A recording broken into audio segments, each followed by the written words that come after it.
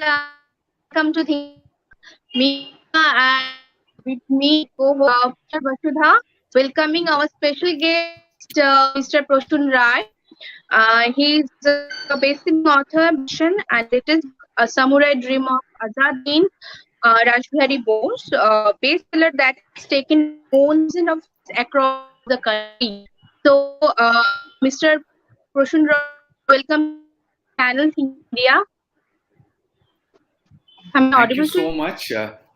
Yes, you're audible.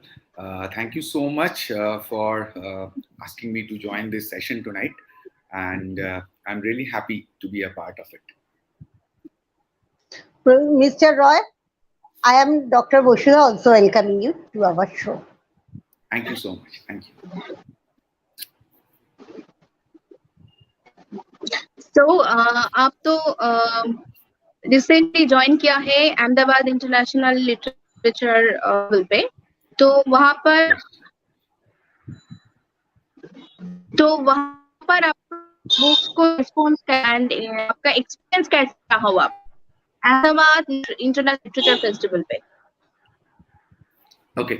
So Ahmedabad international literature festival एक बहुत बड़ा फेस्टिवल होता है यहाँ पे. It's happening for the last 7 years, and the festival director, I have been associated with them for the last 2 years. So this year, after the COVID pandemic went on for 2 years, they hosted this session on spot, and that is why it happened as a physical lit fest this time after 2 years of online. And yes, the interaction had been very good. We even had an opportunity to launch the book at the festival in the presence of many eminent guests, and it was really good. And the people of Gujarat, they are very interested to know about a man like Rash Behari Bose. तो बहुत सारे लोगों को पता नहीं है कि राश बिहारी बोस कौन थे, उनके क्या कॉन्ट्रीब्यूशंस थे टुवर्ड्स आवर फ्रीडम स्ट्रगल. तो ये एक छोटी सी कोशिश है मेरी, तो देखते हैं कैसे ये सफल होता है. And even Gujarat had a small connection with Rash Behari Bose. I would like to say before you go on, that is, when Rash Behari Bose first came to Kolkata, so his teacher Charu Chandra Roy from Chandannagar, उन्होंने उनको कहा था कि आप जाके जतींद्रनाथ बैनर्जी से मिलिए, जो जुगांतर का फॉर्मेशन हो रहा था. That time the Anushilan Samiti was getting formed, and with Aurobindo Ghosh, Jatindranath was also there. Jyotirnath Banerjee, not Mukherjee. So he was actually, he later became Ninalam Goswami, but Jatindranath was working as part of the army of the king of Baroda at that time. So he was in the armed forces in Gujarat of the king's army. And when Aurobindo went to Baroda on his tour, that time he met Jyotirnath and he asked him that you leave this and come join us, and we will form the Anushindan Samiti together. So that's a small connection that they had with Gujarat as well. So it all falls together. Sir. Yes.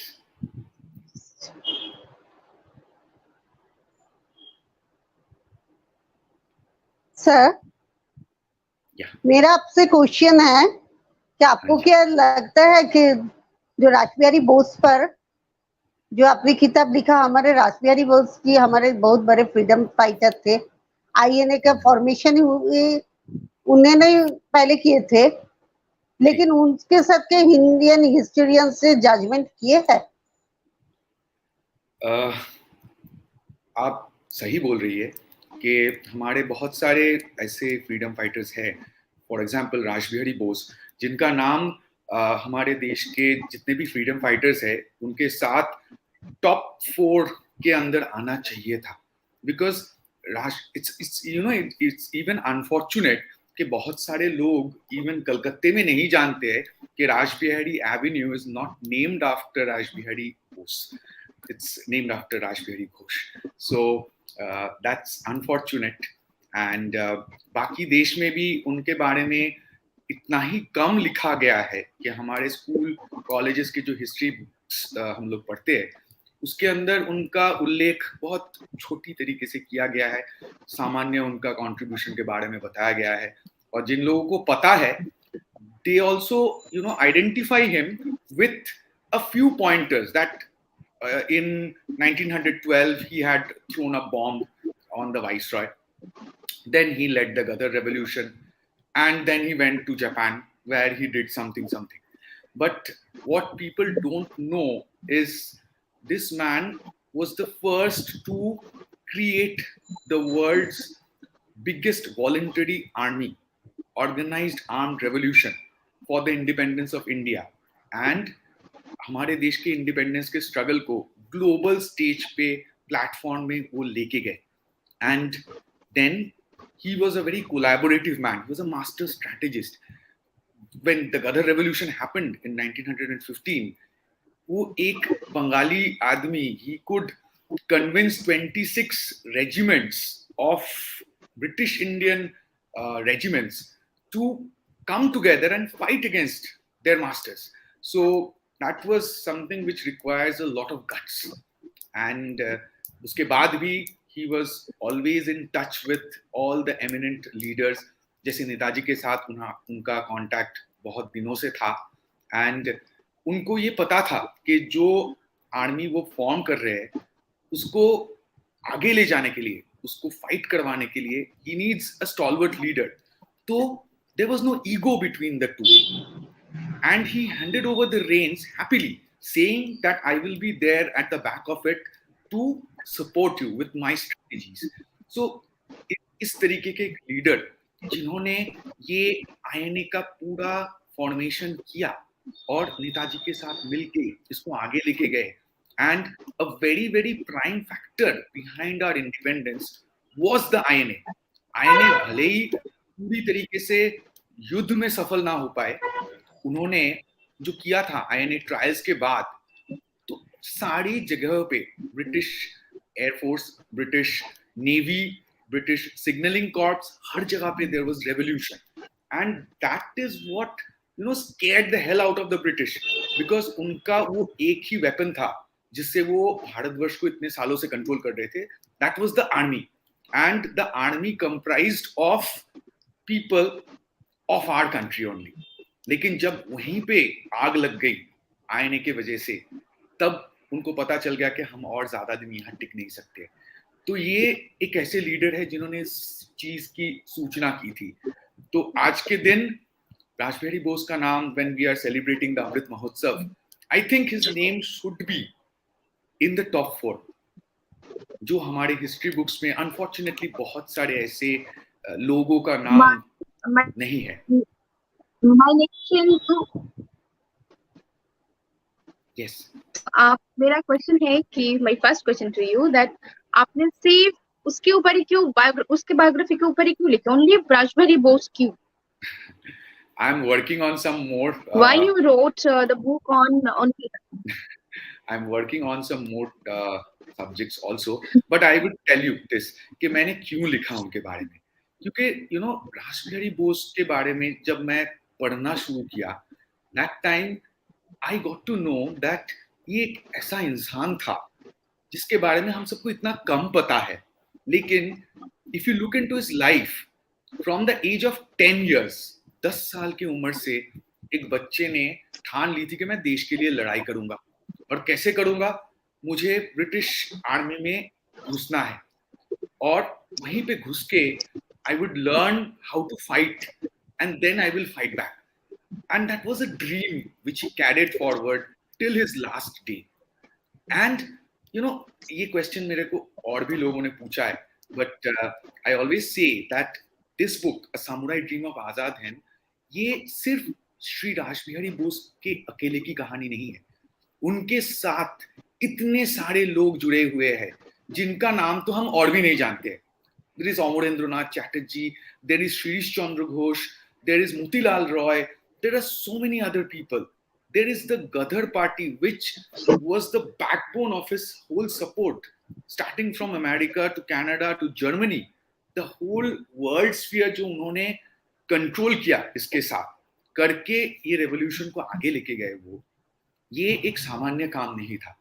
And that is the reason why I chose to write about him, because in this moment we need to celebrate our heroes. Right now हम लोग बाहर के दुनिया के heroes के T shirts पहनते हैं, उनके फोटो वाले मग्स में कॉफी पीते हैं, तो हमारे हीरोज क्यों हमारे पॉपुलर आइकॉन्स नहीं बन सकते? Why can't we celebrate our own heroes and be proud of it? So that was the prime reason why I chose. Sir, why he went to Japan only? Yes. Oh, sorry. Yeah. Yes, tell. Go ahead. I think both of you were asking something. Okay. I will just मैं बोल रही थी Amarendranath Chatterjee who helped Dukori Bala Devi, I think, in Revolutionary Act. Amarendra Chatterjee, I guess. I'm not sure. Dukori Bala Devi Amarendra for was there in Dehradun for a long time. Dukori with.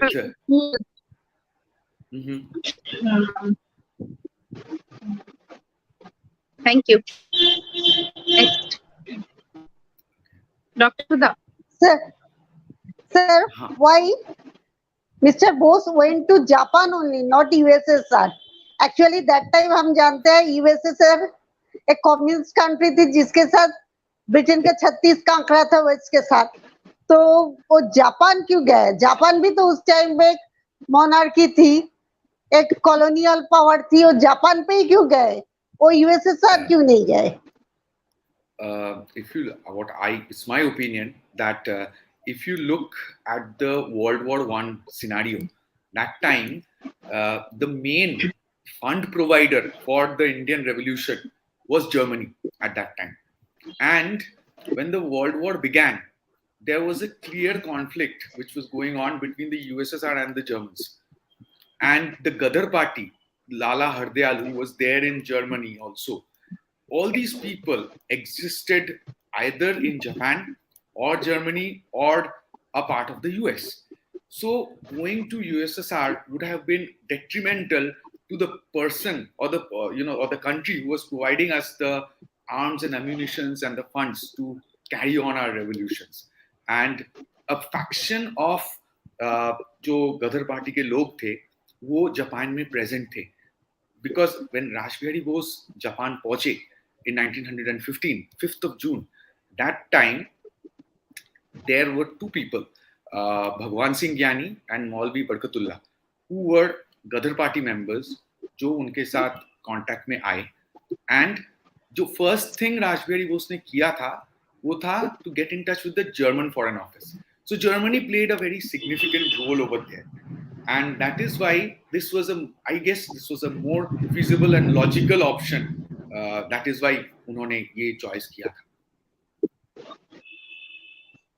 Sir, जब India free हो गया तब वो क्यों वापस नहीं आए India पे और जापान में क्यों सेटल हो गए? क्या उसके साथ नेहरू का Rash Behari Bose passed away before India became free. Okay. So, और उनके साथ गांधी जी का कैसा रिलेशन थी? ये जानने का भी मेरे बहुत उत्सुकता है. गांधी जी कांग्रेस का रिलेशन कैसा था? What if you read his letters, his archives, जो हमारे national archives में present है, Rash Behari Bose tried to use the magnanimity of Mahatma Gandhi to drive an armed revolution.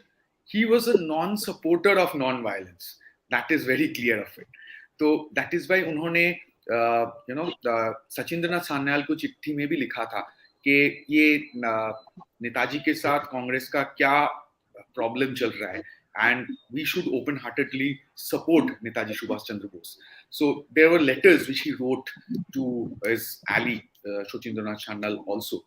So he was not somebody जो अहिंसा के उसके साथ थे, but हाँ उनके लेटर्स में उन्होंने कभी भी देशवासियों को ऐसा नहीं बोला कि don't do this, don't do that, ये ज्ञान कभी उन्होंने नहीं दिया है, but he was very clear about his conviction कि मुझे आर्म रिवॉल्यूशन ही करना है और इसके लिए जो बेस्ट मेरे साथ मेरे आइडियोलॉजी के साथ मैच कर सकते हैं that is Netaji Subhash Chandra Bose.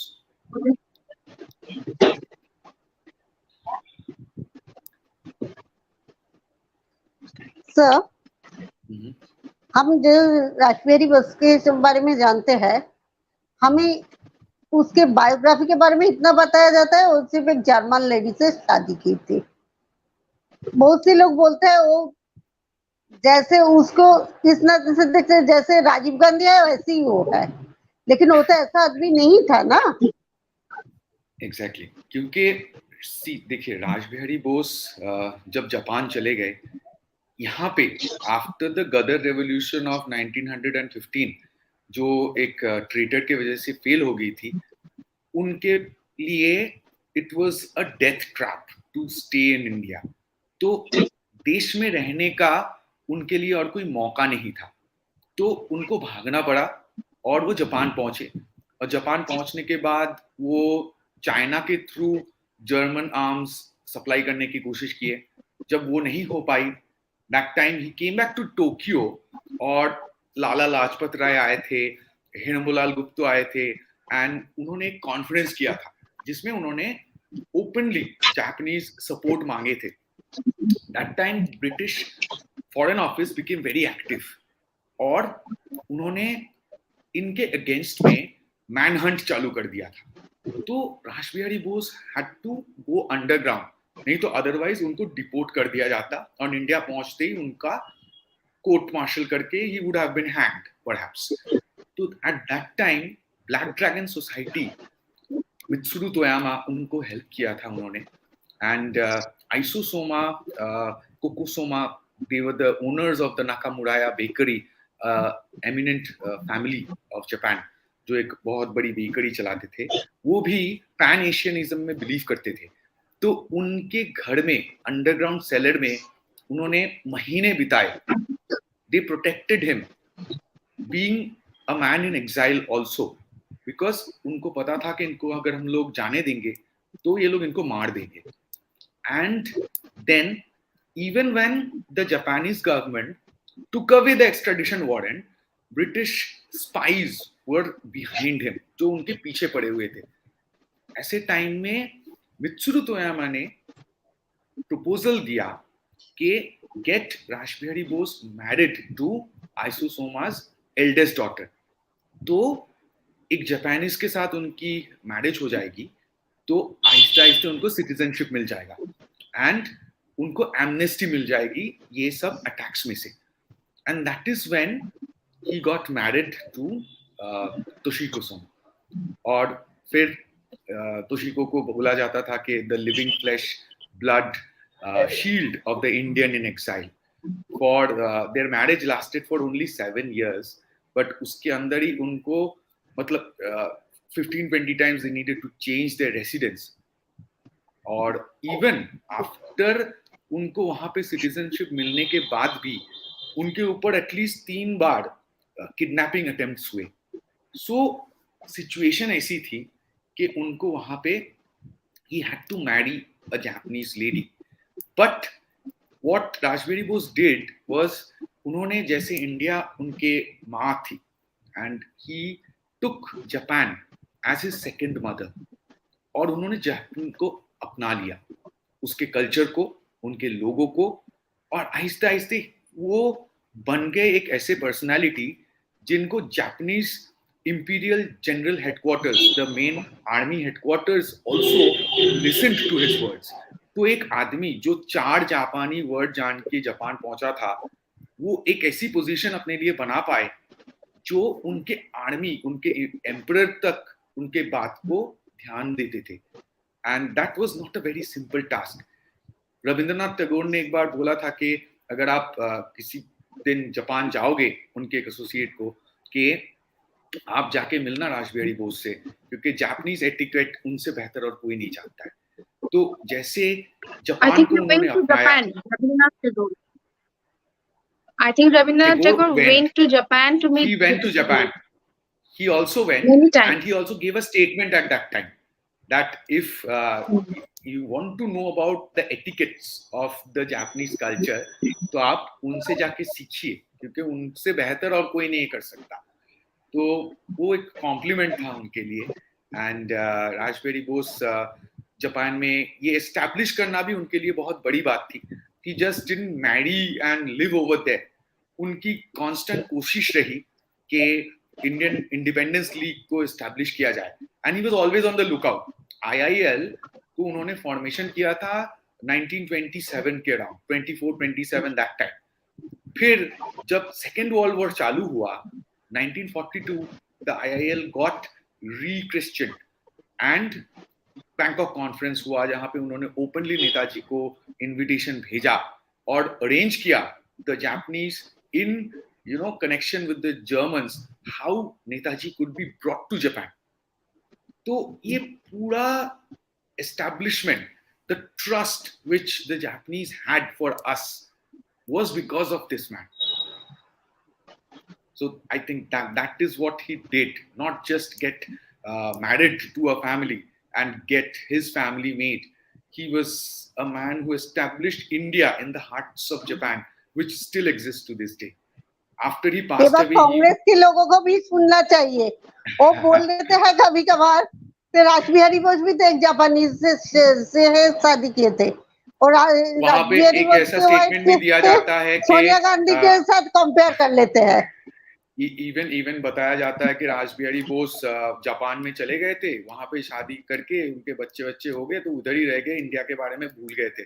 But ये पूरा जो हिस्ट्री है, that should be known, I think.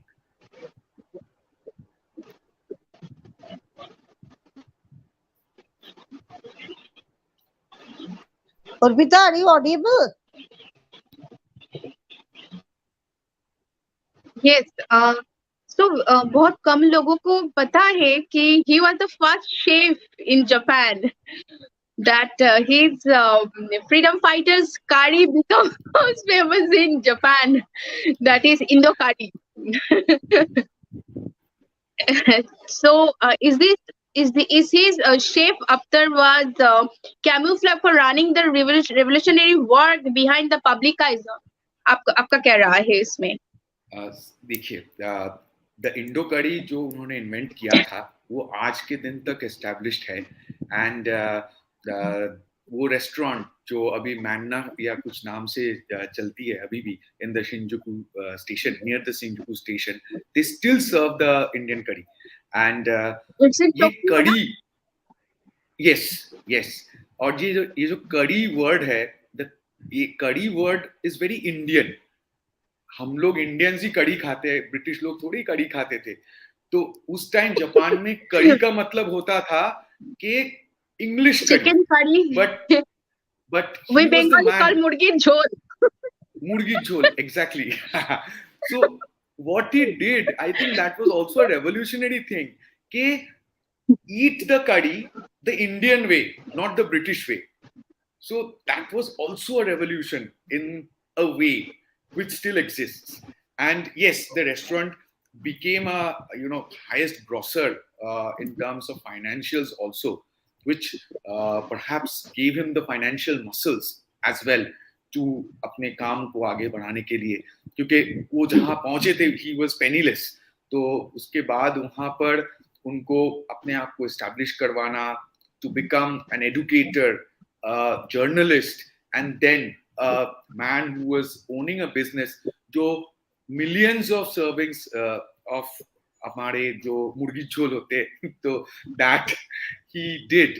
So it was a revolution, and definitely he used his money to fund many of these things. Naturally, perhaps it's not written somewhere, but it is an untold fact.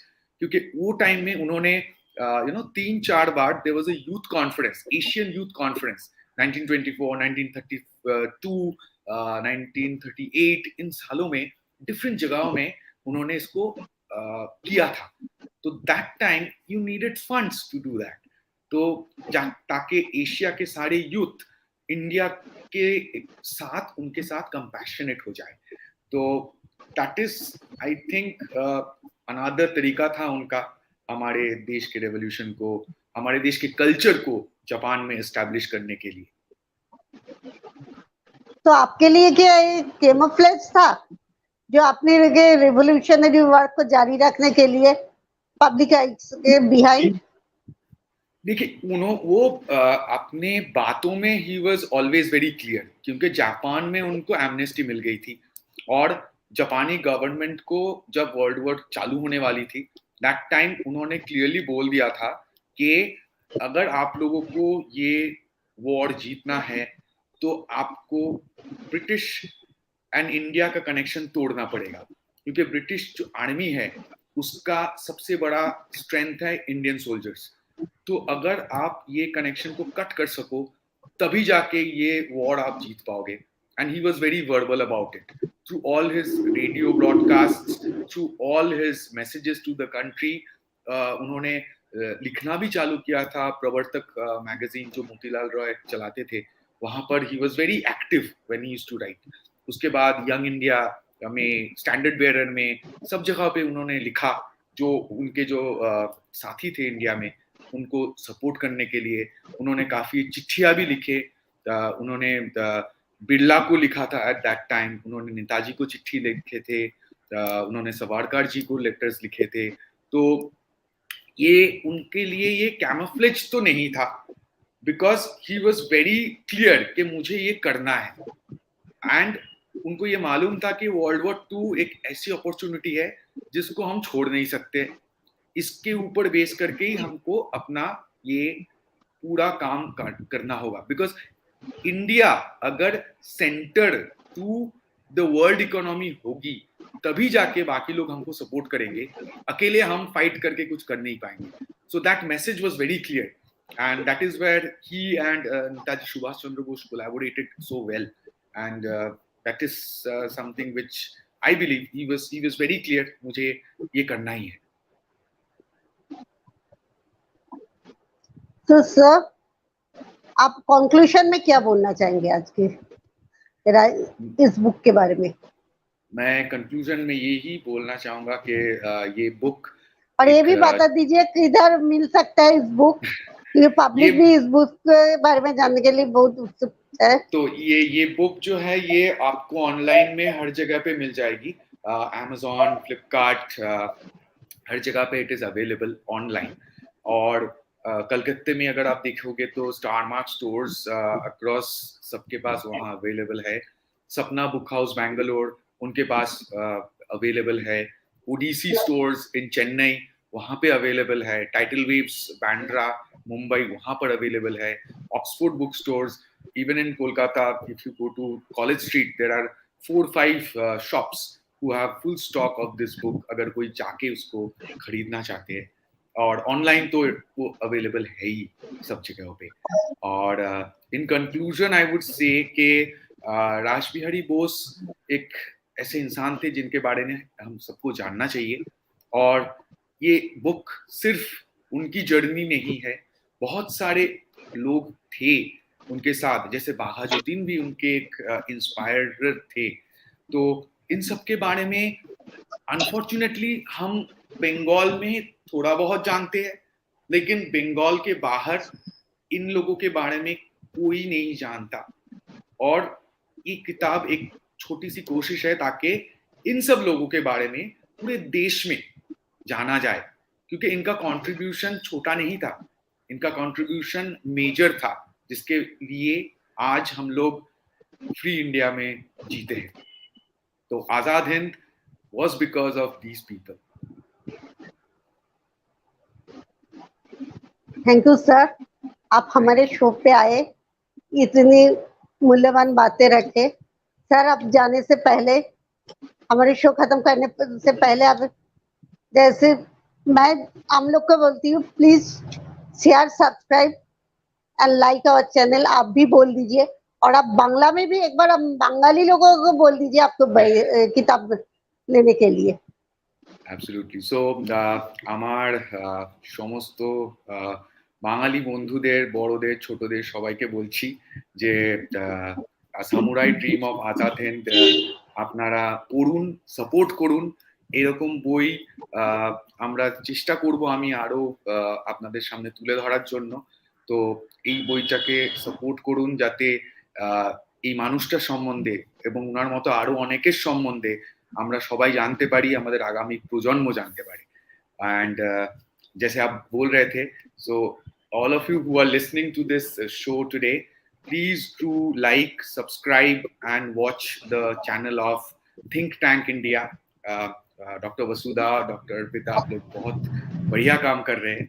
So thank you sir. my best wishes to all of you. Thank you. Thank you. Thank you so much. Friends. Thank you. Thank you, sir. Thank you, for friends, coming. for Thank you. watch. And please watch our channel, Think Tank India. Yes.